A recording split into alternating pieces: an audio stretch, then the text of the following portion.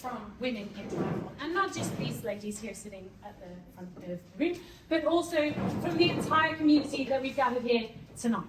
So what I'd like tonight to be is an opportunity for you to learn and be inspired and motivated by these wonderful athletes, but also by each other, and also to have this opportunity to ask questions. Now's your chance. They're all here.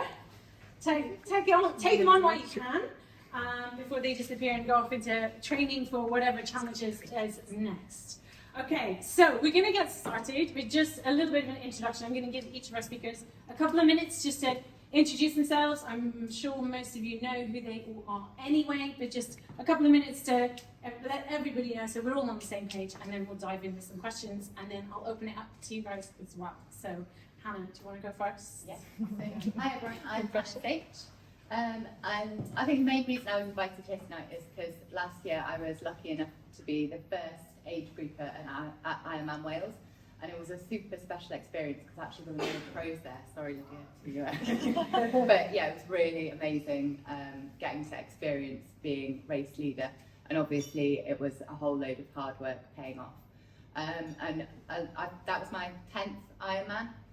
And I've also done lots of extreme triathlons. So that's kind of my main interest, and the main thing I'm really passionate about is actually more of the extreme races like Norseman, which I raced last year and was last week even, and was fifth at, and I was third there last year, so that was really, really cool, and just the whole experience of it was amazing. And I've done Keltman and Pasco Man, so I kind of tend to get most excited about the races that are off-road runs, a bit mountainous, and the hillier bike the better for me. And I fit my training around being an anaesthetic doctor, which has had loads and loads of challenges, especially over the couple of years before Wales. I was actually commuting from Swansea to Cardiff, so that made it much tougher doing all the training as well. So that's kind of a bit about me. Okay, I'm sure we'll ask you all about how you managed to fit all that into your week. Lydia, do you want to introduce yourself, please? Yeah, well, I definitely haven't done 10 Ironmans, so I've done 2. Yeah, so I'm Lydia. I started triathlon in 2018. I've since gone on in the last few years to turn pro. Last year was my first season racing properly as a pro. I raced for Passion Fit, which is where I started my triathlon journey basically. Total novice, and yeah, in the last few years it's just kind of gone on a different trajectory to the one that I thought it might be. Triathlon hasn't always been my background at all. I've actually, it's quite boring really, but I've actually got a background in water. So I've been involved in the corporate world doing water specific stuff for quite a few years. And more recently I decided during the pandemic, my grandma said it wasn't very good timing. I quit my job, sold my house, ditched my boyfriend, and then set up my own business doing bike fitting. So that's predominantly what I do now, is bike fitting, coaching, and a bit of triathlon as well. Awesome. Thank you so much. And Hannah. Hi, I'm Hannah Monday, and like other Hannah here, I'm also a doctor. I started my triathlon journey as a swimmer, so I grew up swimming from probably the age of yay high, swam many times a week as a kid, up until about the age of 16 when I focused on my studies and went to Oxford University to do my first degree. Then studied to be a medic and tried to balance triathlon alongside that when I was roped in to join the triathlon club age 21. So yeah, now like other Hannah, I also try and balance work and triathlon together. I race age group level, and probably my best result was long course weekend, which I won last year and came third behind Hannah in Ironman Wales. Amazing. This year, the aim, so at Ironman Wales last year, I qualified for Kona, so that's the big goal this year. There's been a few bumps in the road. As a few of you might know, I crashed about 9 weeks ago. Broke my collarbone, so I'm on a bit of a rehab journey from there, but still full eyes on Kona for this year. Amazing. Right. Can we all please welcome? Welcome.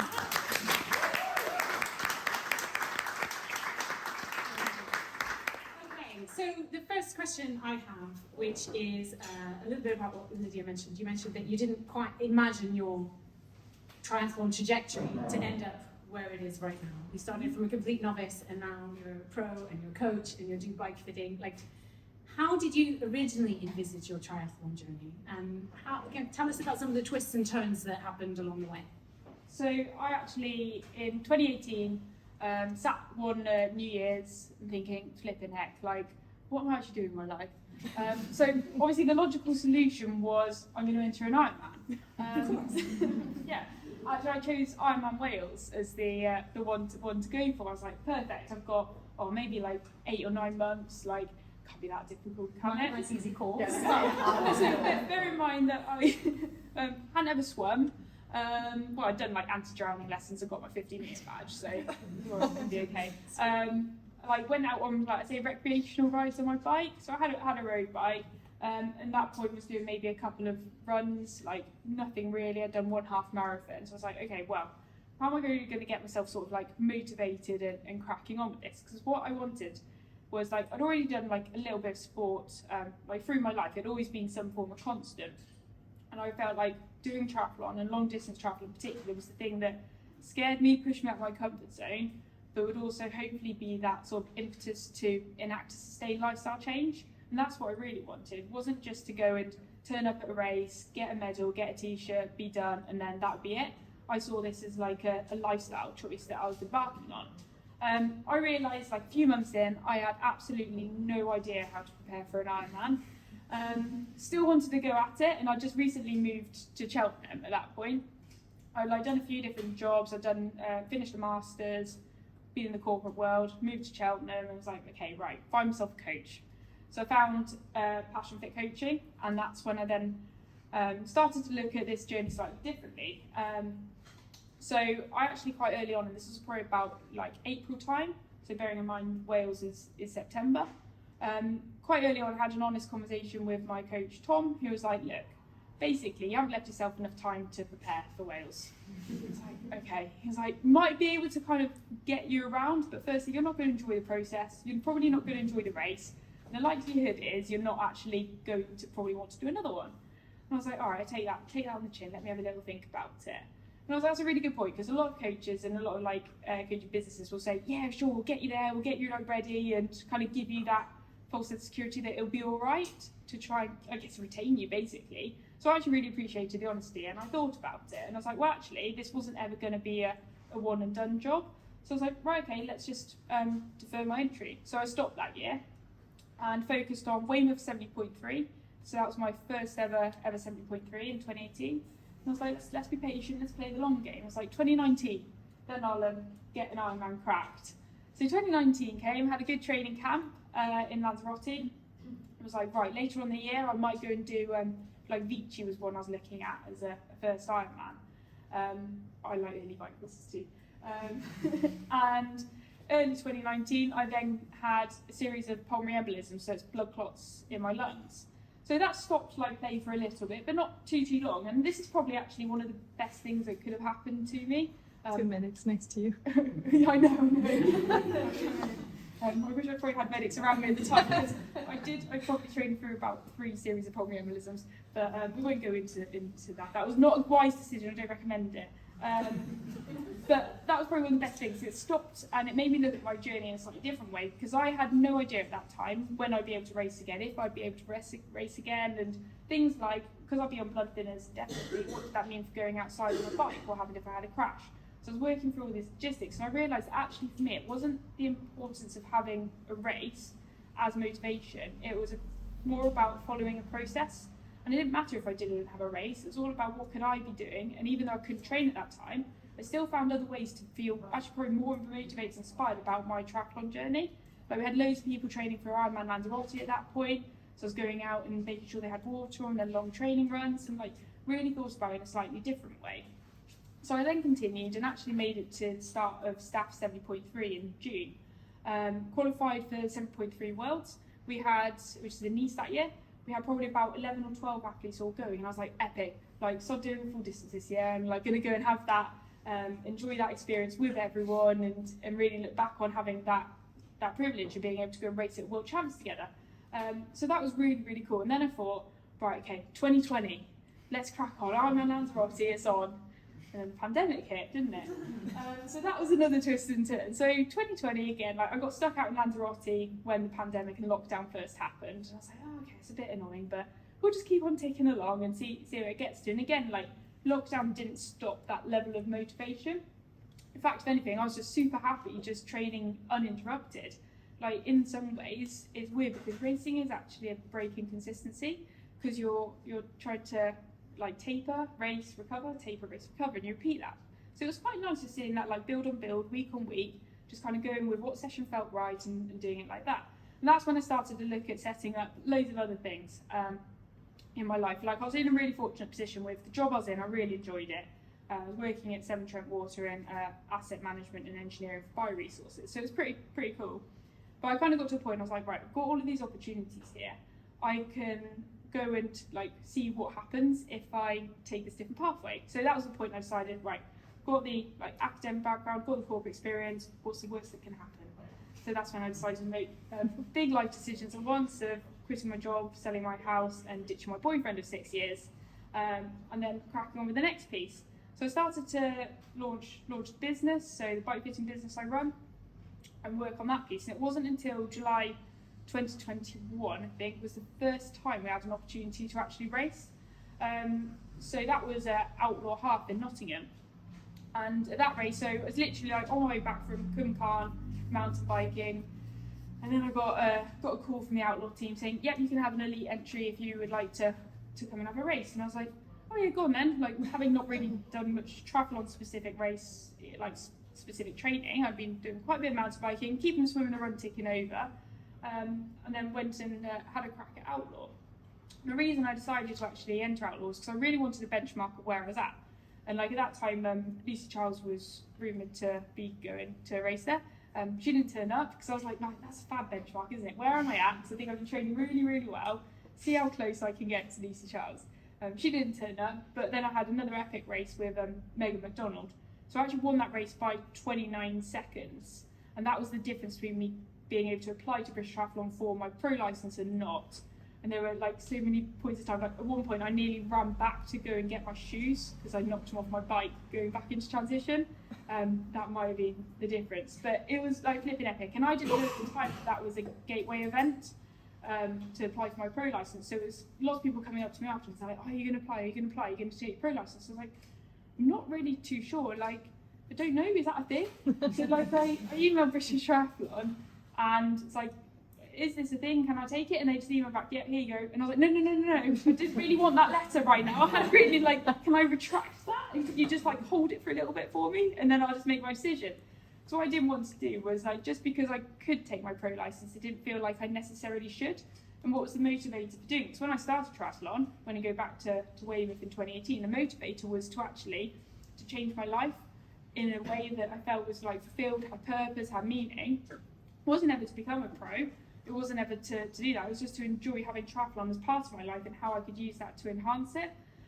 So I thought about it, went and raced staffs, one age group, that race overall, and then I was like, right, okay, let's get cracking. And that's probably, yeah, how the trajectory's gone from there, really. That's one heck of a trajectory, a lot of ups and downs. Yep. But I think it's something that can resonate with all of us here, that all of our trajectories, whether we're right at the beginning or, you know, a very long way through our career in triathlon, shall we say, that we've all experienced some ups and downs. But one of the things that I found quite interesting was your concept of motivation and how that changed a little bit throughout, but then you went back to that original drive at the beginning, that you really focused on that. Hannah, what's been the motivation for you to go and do some of the more extreme triathlons? Because that's maybe something that not everybody is familiar with here. So the one thing that's always been consistent throughout my training is that I just love being outside and I love being in the mountains. And so it kind of was like a natural progression for me to move more towards those extreme triathlons. And definitely my favourite kind of training is just having a big day in the mountains, basically either cycling or running. So I think my motivator overall is probably happiness and enjoying what I'm doing, which sounds a bit cheesy. And it doesn't mean that I like necessarily enjoy every single step of the process. I don't love every single training session, but overall knowing that like the races I've been doing actually make me excited, and that I'm doing what makes me tick has just been like a huge factor. And I think that's why I've kind of done so many of them, because literally like I get pretty excited before races, and yeah, I just love it, and I love being in the mountains. So is enjoyment a good enough motivator? Absolutely. I think that's why we're in it to start with, because we all love it. So I just want to quickly ask you about your recent trip out to do the Norseman. Yeah. Some of that would have been wonderful and an amazing experience. Some of it maybe not so joyful. So can you tell us a little bit about the ups and downs of doing an extreme triathlon like that, and maybe like what's the journey, the emotional journey that you go through as well? So the Norsemen actually, a lot of them start with like a ferry out and then a jump back into the fjord. And I'm actually pretty good in the cold water and knew that Norseman this time wasn't that cold. And I did a race in Patagonia where it was 10 degrees on the swim, and it was freezing. So then that's always been in the back of my mind that I survived that, and so this wouldn't be too much of a problem. And also, we always have a cup of tea in transition in case I am cold. But I've never dropped it. But so yeah, the swim, like a lot of people going out on the ferry are super anxious, understandably, because they're just worried about the cold, and also there tends to be a jump off the back of the ferry, which some people tend to worry about as well. But again, I haven't got too much issues with heights, or I think because I've done it before, I'm like, oh, it's not too bad. And then getting onto the bike, this year in Norseman, actually, I was much better prepared, but last year was just absolutely brutal. Like the course itself, you climb up onto a mountain plateau and then you go across at 1,300 metres for like 90 minutes, 2 hours, and then there's 4 big climbs and descents afterwards. But the mountain plateau, like there's literally snow on the ground, and last year it was -2. And you've got your support crew with you, but the only place where it's practical to actually get support and receive things is on the uphills, because otherwise we're going too quick to take anything, and I didn't really want to stop. So I thought, right, big mountain climb, I'm going to be too hot. So wore a gilet and arm warmers last year, and then got up to the top and descended a little bit, and then suddenly was on this plateau. And the girl in the lead was in my eye line, so I just got completely like transfixed on the fact that I was about to take the lead at the World Championships. And my husband's like, gloves, take your gloves. I'm like, I don't need gloves.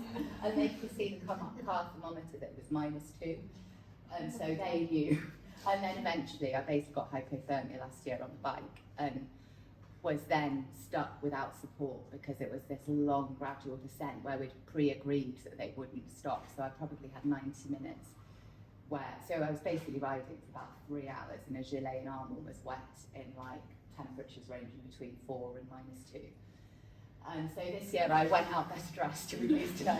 And actually there was like a girl I overtook, the floor who eventually won it, and we laughed as we were passing on the bike because we were both really overdressed, and we were like, maybe we've overdone it. But we didn't, so that was good. So yeah, the cold and the temperatures, and like it is an extreme environment. Last year the support on the course wasn't quite as padded out, I guess, as it was this year. And so there were moments on the bike course last year, and I guess because I was in a pretty bad place being so cold, where it was pretty lonely out there, and you thought, what on earth am I doing here? And I was disappointed because I knew that it was this epic environment and I wasn't really enjoying it, so that was a bit sad. But then luckily, then I got onto the run and had a complete reset and went from being this terrible place to absolutely loving life.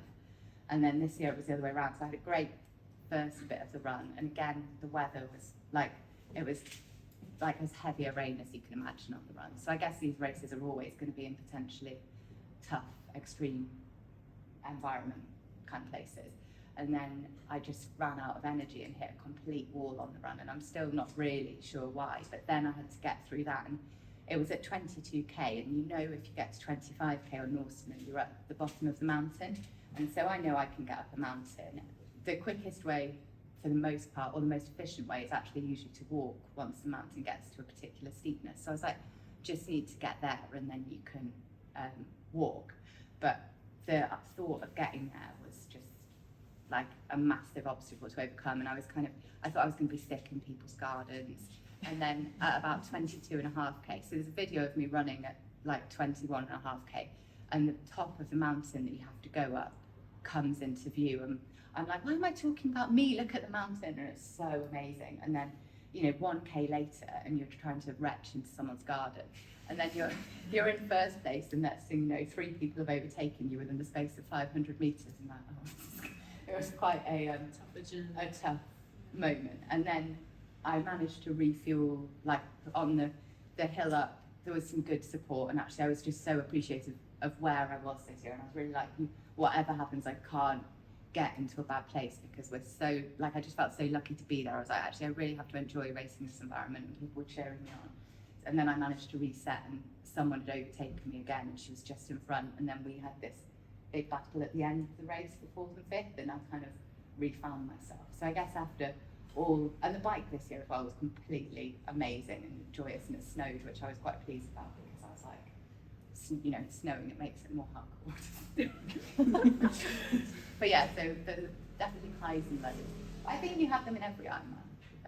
Well, I think in every triathlon, Yeah, I'm in every one. triathlon. Yeah, in every You know, triathlon. there's highs and lows for everybody. Yeah. Okay, Hannah, you are like other Hannah. You work in the medical profession, and you balance training also for long distance triathlons with that. So this is something we haven't really touched on yet, and I know there's something that a lot of people might be interested in hearing about. So can you tell us a little bit about how you manage doing, you know, potentially shift work and just a high work volume with high training volumes? How do you fit that all in when we're doing, you know, longer triathlons?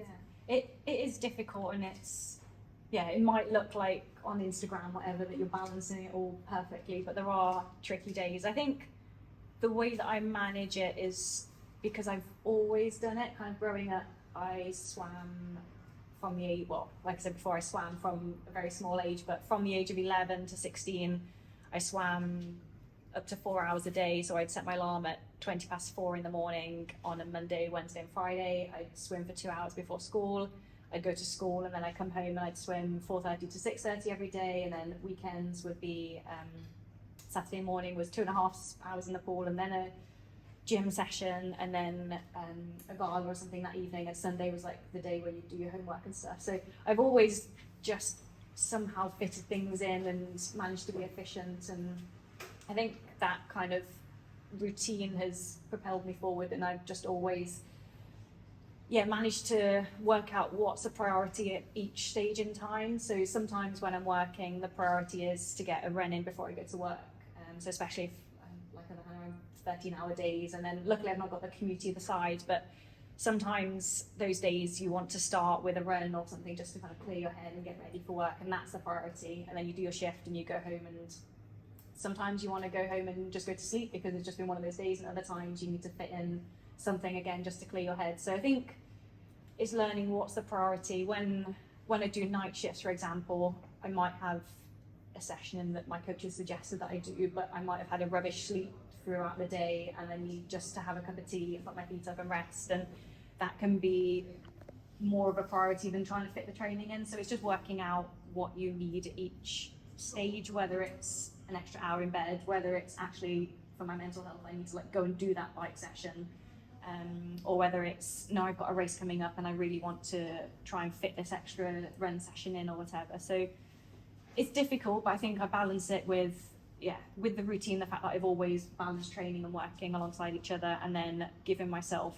some kindness, and that it's not always about getting the training in and doing the work. Sometimes you need, you know, to walk instead, or whatever your body's really asking for. It's definitely a mindset thing about Yeah, thinking it's just about what's the most important thing is the most important What's the thing. most important thing right now? Right Because now. on some days, Yeah. the most important thing is to go for a run because I just want to clear my head, I want to burn off some energy. You know, I might have been at a cardiac arrest and I need to like debrief, and my kind of mental space is the best when I'm out running. I like kind of being outside and, you know, in the fresh air and in the mountains, or even just, you know, on the seafront where we live in Swansea. That's kind of my way of processing things and dealing with things. So some days that's what I need, and other days it's to sit at home with a cup of tea, and it's just allowing myself that those things are different, and it's just what you need to prioritize on each day.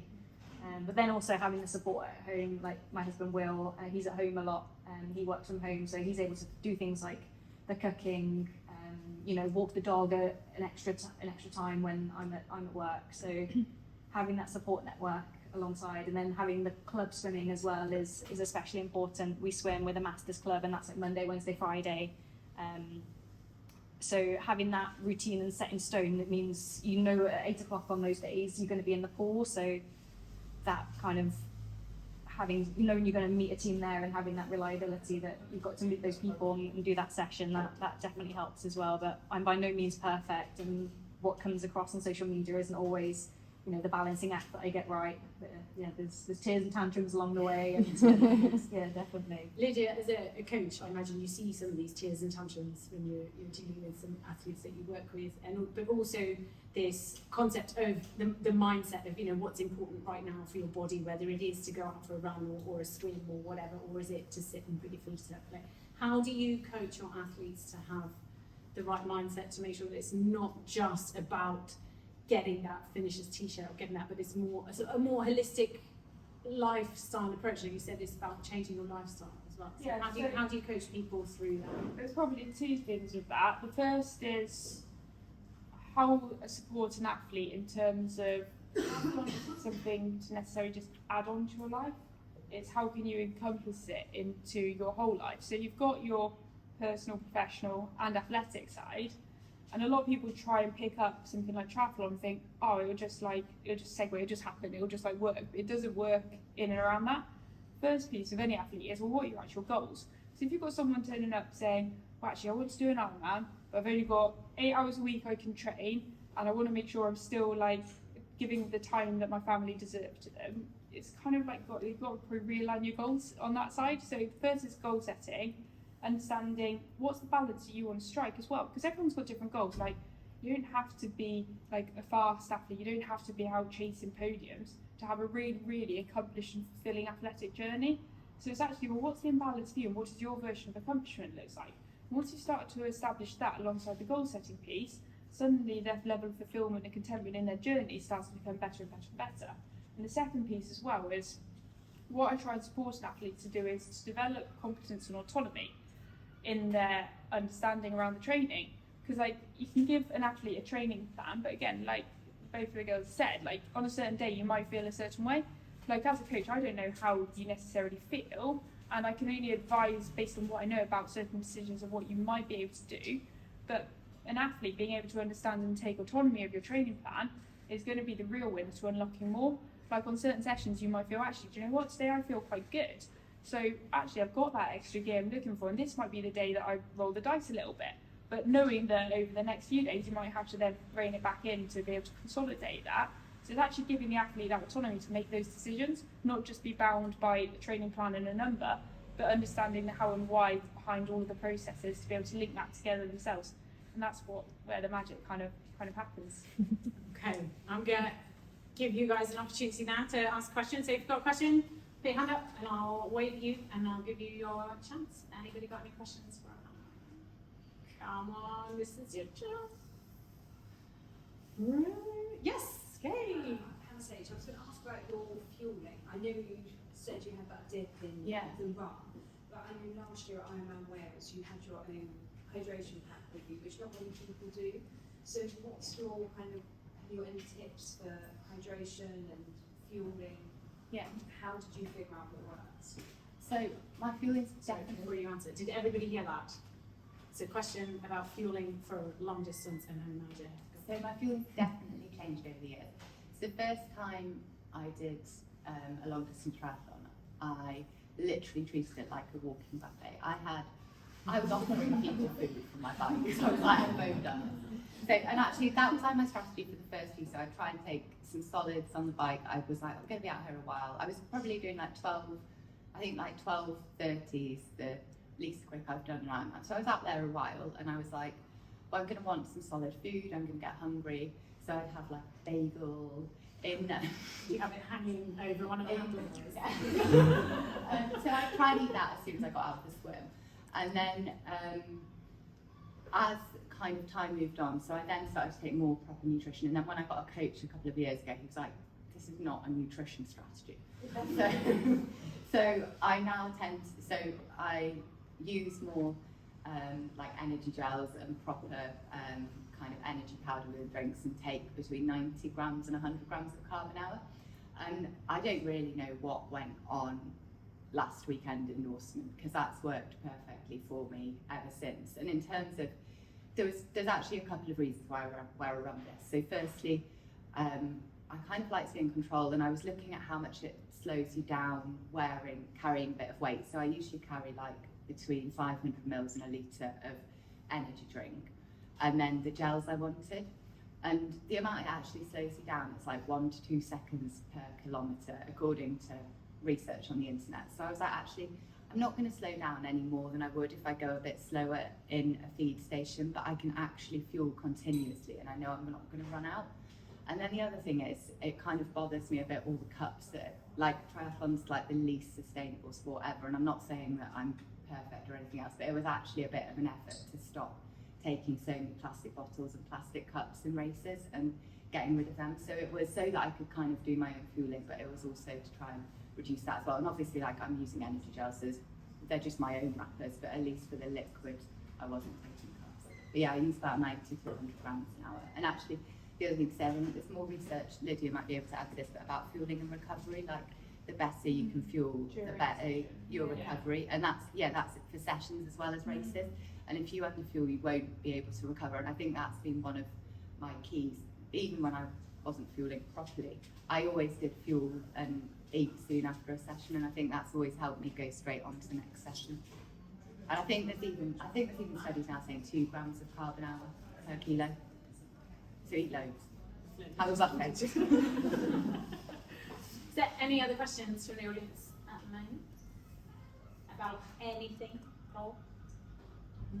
Okay, all right. So one of the things that I know, you are very accomplished athletes. You've been on podiums, and I know that you feel that like this is an opportunity for you to sort of give back a little bit and to share your stories, and hopefully people will get some inspiration and motivation out of it.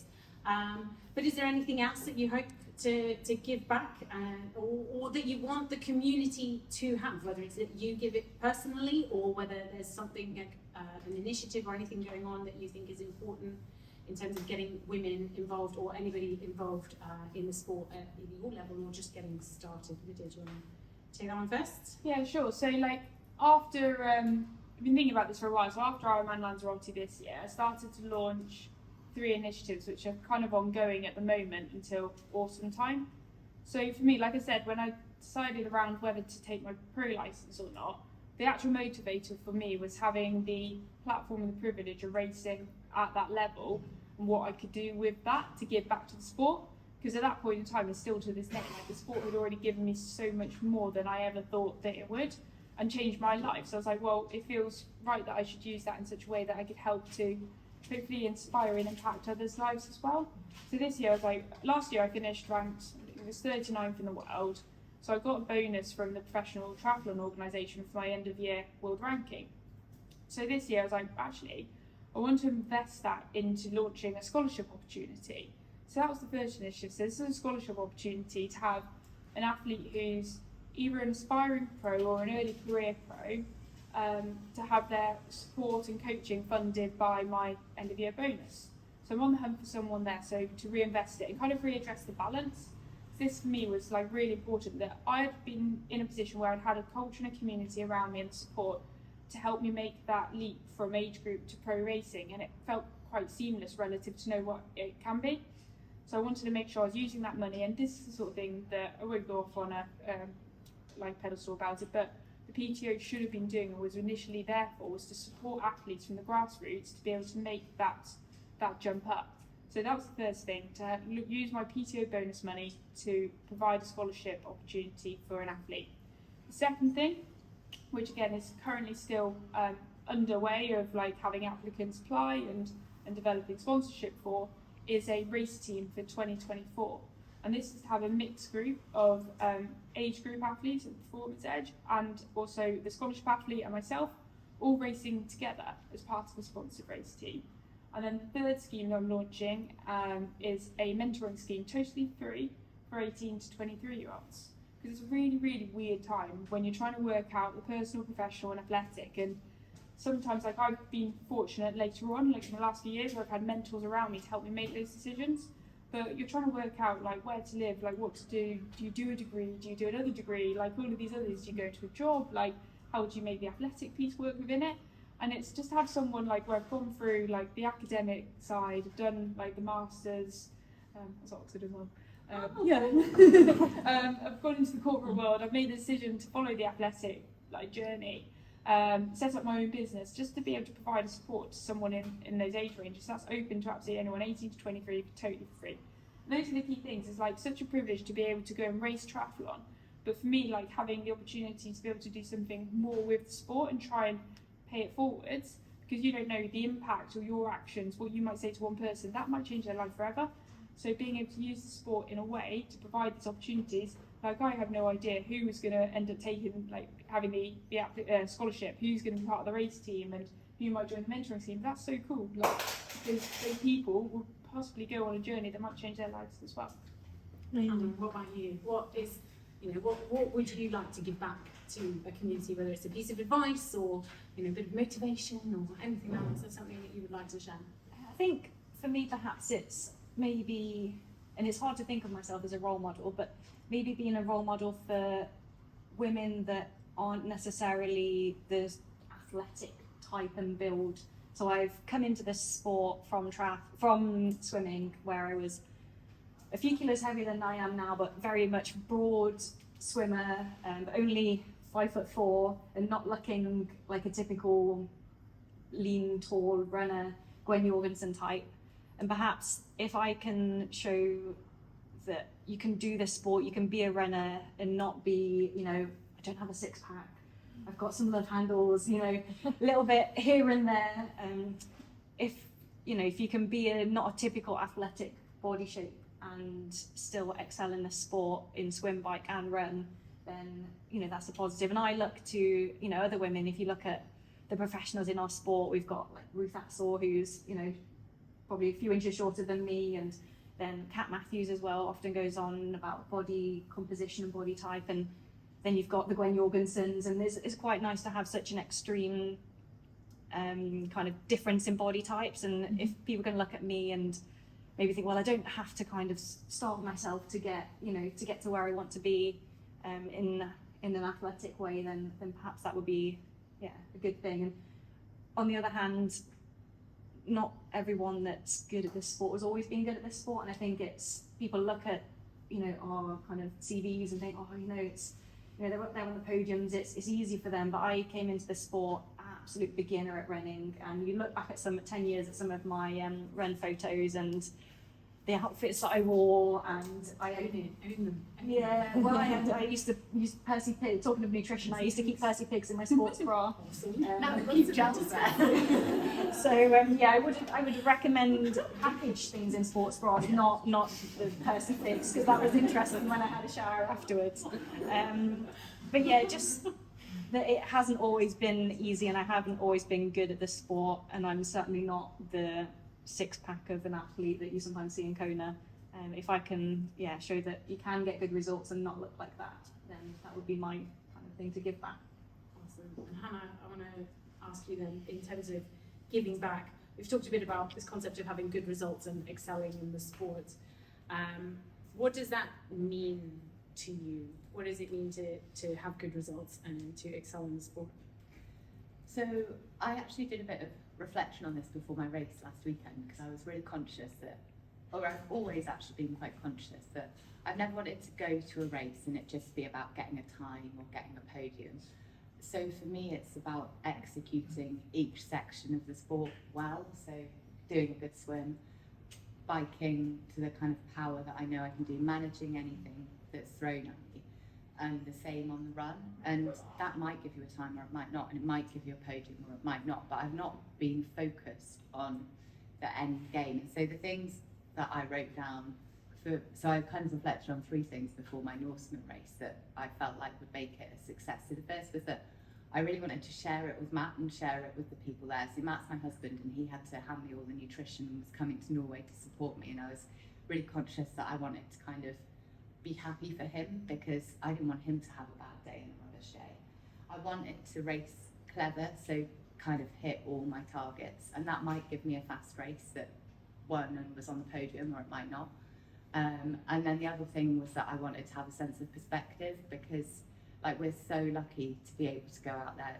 Hannah and I see all these things working in the NHS. You see people that just can't do that, that have all these grand plans and then they get some sort of illness. And I've had lots of things in my family as well. And so I just wanted to hold on to that sense of perspective, that actually being out there doing whichever triathlon it is you're doing is a privilege, and that we should enjoy it, and that we can't get, stuck in our heads because we've got a bit of a sore toe, or not having the best run ever. Well, just get on with it and smile, and it'll get better, and people will cheer you on, and then just enjoy it basically. So that was what my success was, like trying to achieve those three things. And now looking back, do you feel like you achieved that?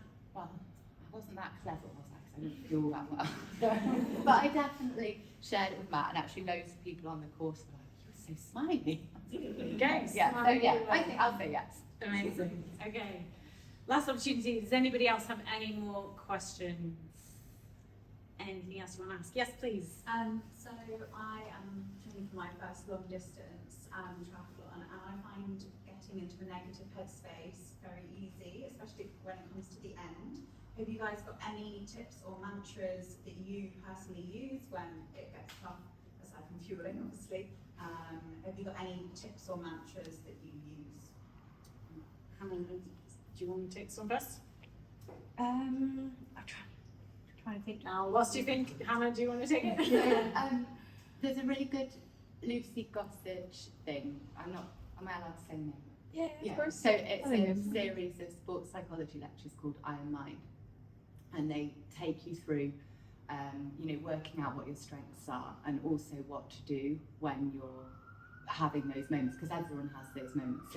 So firstly, I'd really recommend it. And I was in a pretty negative place before Norseman, and actually I did the whole course again, and it really brought me forward. But one of the things that they say is she says, it's okay to have a negative emotion. You can allow yourself to kind of hold on to it for a second. And then she talks about how she had so she would either click her fingers or snap a band on her wrist or have a drink and then try and use that to reset.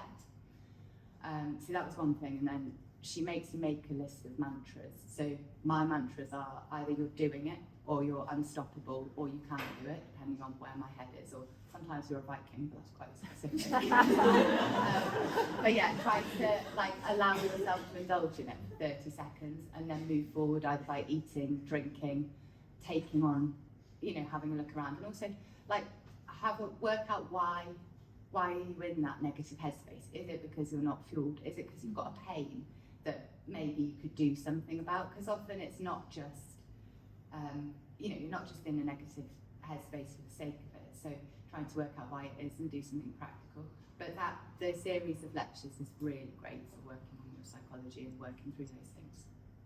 So just to say again, can you? It's Lucy Gossage and Helen someone or other, and it's called Iron Mind. Okay. And I think you have to pay for it, but it's really good. Worth it. Yeah. Any other tips, mantras, negative headspace feelings? Mine is, I can't remember the exact words what it is, but it's basically along the lines of if it's not easy, if it's easy, it's not worth doing, and if it's not worth doing, it's not easy. I'm going to say this completely wrong, but that's what I'm trying to say. If it was easy, everyone would do it. I can't remember how to say it. That's you in the race. Yeah, it comes to me in the moment. That's when you need it. Yeah. Lydia, do you have any mantras? I always just think when the next 30 minutes, 40 minutes, 50 minutes, 60 minutes, however long the session is, how's my future self going to look back and think about this? And then I also think about, have a look at Nathan Ford and think Nathan would be giving anything right now to be even having this session. That snaps me right back to reality every time. Any other question? Anna, do you have any question? Probably a lot, but not right now. Yeah. Also trying to soak everything in first, Okay. and then All right, well, will you guys be hanging around for a bit longer? Yeah, so if you feel like you have some questions you'd like to ask in a little while, they will be around. So take the opportunity to have a chat and take the opportunity to chat to each other as well. That's why we're here. Like, I know we've got these amazing athletes here, but we're all amazing athletes. athletes, whether at the beginning of the journey, like I said, or many, many years into it, there's something that we can all share and something that someone can learn from each of us. So take the chance whilst you can. So please now, can you join me in thanking our wonderful athletes for sharing their stories.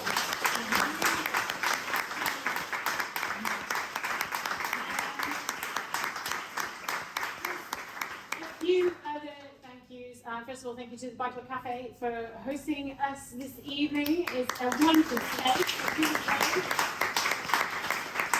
Anybody who's local and who cycles past here a lot, apparently you can hang up your bike, have a coffee, have a shower before you head off onto the next part of your day. So it's your second home, basically. And then also really a huge thank you to Lana for putting this evening together, putting the magazine together, and bringing this community of people together. Without you, this wouldn't be here. So thank you so much. Oh, thank you.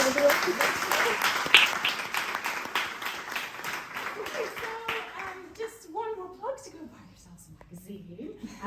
Support the Female Triathlete community by getting some raffle tickets for some amazing prizes that have been donated. There are two other prizes that you can't actually see here that are vouchers. One is for the Stomp to Pedal. There's a voucher, how much was it? £100. £100 voucher for a Stomp to Pedal kit. And there was one more.